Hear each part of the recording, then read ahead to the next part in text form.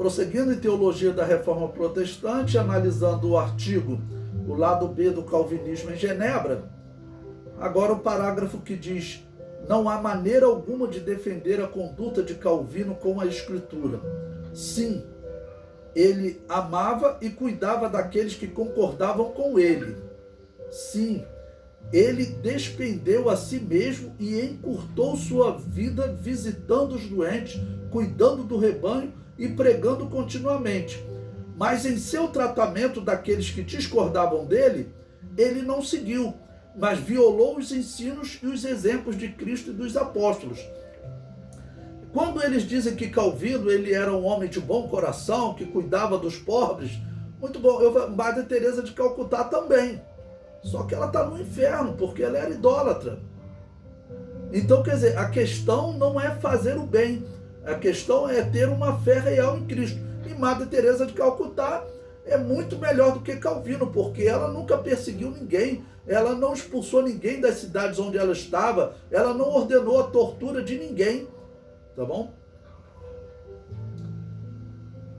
Prosseguindo no artigo, a inutilidade da piedade, entre aspas, de Calvino, imposta lamentavelmente, a despeito das ameaças e torturas, a Genebra de Calvino não era uma cidade santa, como as histórias otimistas selecionadas parecem indicar. Os relatos do Conselho de Genebra que sobreviveram desvendam uma cidade mais parecida ao resto do mundo do que os admiradores de Calvino gostam de admitir. Esses documentos revelam um alto percentual de filhos ilegítimos, crianças abandonadas, casamentos forçados e sentenças de mortes. A enteada e o genro de Calvino estavam entre os muitos condenados por adultério. Ou seja, que mostra que você impor a fé, você impor a obediência a Deus, você impor a obediência às Escrituras, não funciona. Você tem que convencer o homem a obedecer às Escrituras. É o homem que obedece às Escrituras, se ele erra, a consciência dele pesa, ele muda de vida. Aquele que é imposto à obediência, a consciência nunca lhe pesa. Essa é a herança de Calvino. Calvino fez o seu melhor, mas falhou. Ele não foi capaz de produzir entre os pecadores a sociedade ideal, a cidade de Deus de Agostinho. Agostinho, o herege católico, dizia que iria fundar a cidade de Deus.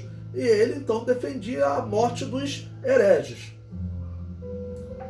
que ele vislumbrara quando ele escreveu suas Institutas. Então, Calvino acreditava que ele poderia estabelecer essa cidade de Deus. Os calvinistas ensinam que o não salvo, o totalmente depravado, pode responder a Deus somente em descrença, rebelião e oposição. White explica: o homem não regenerado, que é inimigo de Deus, deve indubitavelmente responder a Deus de uma maneira universalmente negativa. Esse sendo o caso, por sua própria teoria, os esforços de Calvino em Genebra estavam fadados ao fracasso antes de se iniciarem. Porque pensem pela lógica, se os homens estão ordenados a pecar, e Calvino chega e os proíbem de pecar, e Calvino estaria indo contra Deus, porque Deus teria ordenado que eles pecassem. Mas Calvino proibia eles de pecar. Quem pecar nessa cidade morre. Mas, segundo a crença de Calvino, Deus teria ordenado que eles pecassem. Deus teria ordenado que eles matassem. Deus teria ordenado que eles abandonassem as crianças, que eles adulterassem. Tudo isso teria sido ordenado por Deus. Então, por que Calvino proíbe aquilo que teria sido ordenado por Deus? É porque é irracional essa doutrina. Além de herética, é irracional. Falando pela maioria dos calvinistas, Sproul explica que, segundo a visão reformada da predestinação, antes da pessoa poder escolher a Cristo, ele deve nascer de novo, por um ato soberano de Deus. Como Calvino poderia ter certeza de que Deus fez esse trabalho no coração de todos em Genebra? Se Deus não predestinou cada cidadão de Genebra à salvação, então Calvino estava errado em tentar forçá-los aos moldes cristãos. Apesar disso, a coerção, até mesmo com o uso da força, era uma parte integral do sistema praticado por Calvino e seus sucessores imediatos, né? Então, que tipo de amor é esse que pergunta, que é o que pergunta, né, alguns autores, né? Ou que tipo de visão de cristianismo é essa que Calvino tinha? Prosseguindo no artigo, se os calvinistas de hoje não aprovam tais condutas, não pode o calvinismo que produziu tal tirania também estar errado em outros aspectos, né? Como pode um homem realmente com vida transformada expulsar da cidade os anabatistas apenas por discordarem do batismo infantil com ele? Por que ameaçar de morte outros que cometiam algum delito, alguma falha?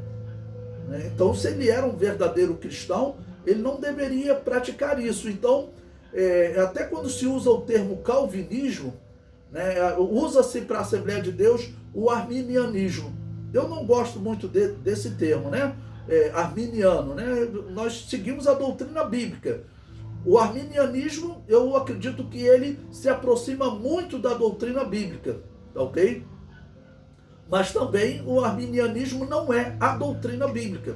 Existe ponto da doutrina de Armínio, né, que nós vemos que discorda, que é discordante com a Bíblia, ok? Porque Armínio também ele acreditava que Deus ele predetermina as ações dos homens. Isso está errado. Deus não determina as ações dos homens.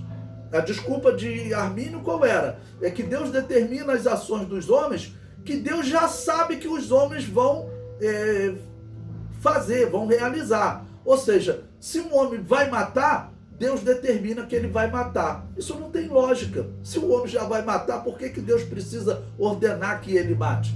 Então, a doutrina de Armínio também não é a doutrina bíblica. Por isso que eu digo, a Assembleia de Deus, no nosso entender, ela não é arminiana, tá bom? Mas ela é a doutrina, como está exposta na Bíblia, nem Agostinho, nem Calvino, nem Armínio expuseram com clareza, porque todos eles pregam que Deus ordena as ações dos homens, que Deus pré-ordena atitudes dos homens, enquanto que nós vemos na Bíblia é que Deus pré-ordena resultados dependendo das atitudes dos homens.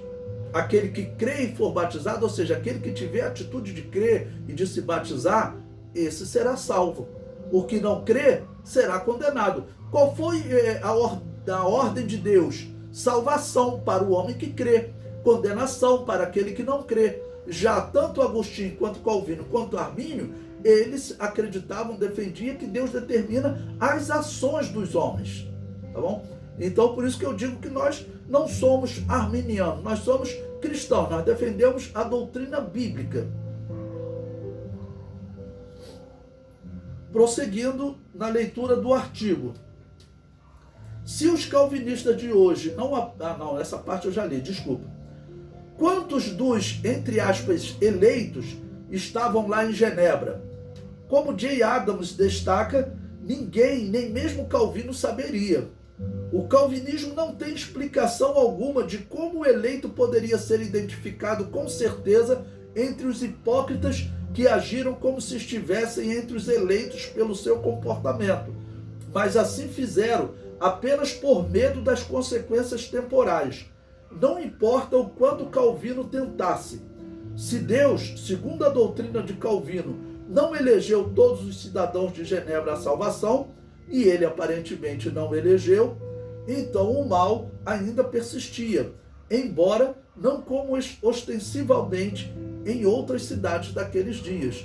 Ou seja, eles faziam, tá bom? Mas não de maneira que o Estado pudesse ver, porque o Estado iria punir, né, e punir com a morte. Questiona-se, considerando o registro do insucesso abismal de Calvino, porque os reconstrucionistas de hoje, que abraçam o mesmo dogma, creem que serão capazes de impor vida piedosa sobre nações inteiras, ou porque os evangélicos continuam a elogiar Calvino, o opressor de Genebra? É uma pergunta que eles jamais vão conseguir responder. Calvino, ele é melhor definido como o opressor de Genebra. E pela lógica, teria que dizer que Calvino era, segundo a doutrina de Calvino, né, foi o homem que se opôs a Deus, porque aquelas pessoas que Deus teria ordenado que pecassem, Calvino as proibia de pecar e punia com a morte aqueles que pecavam. Ou seja, Deus ordenava que a pessoa pecasse e ele então proibia e matava as pessoas. Ou seja, é uma doutrina que, além de herética, e para completar esse ponto, vamos lembrar de onde Calvino tirou essa interpretação, de onde Calvino tirou essa doutrina. Ele tirou de Agostinho. Agostinho era um teólogo da Babilônia apocalíptica.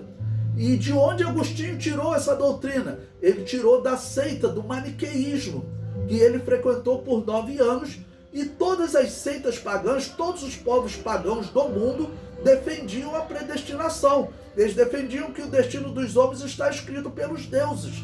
Isso é notório, é só estudar a história das religiões.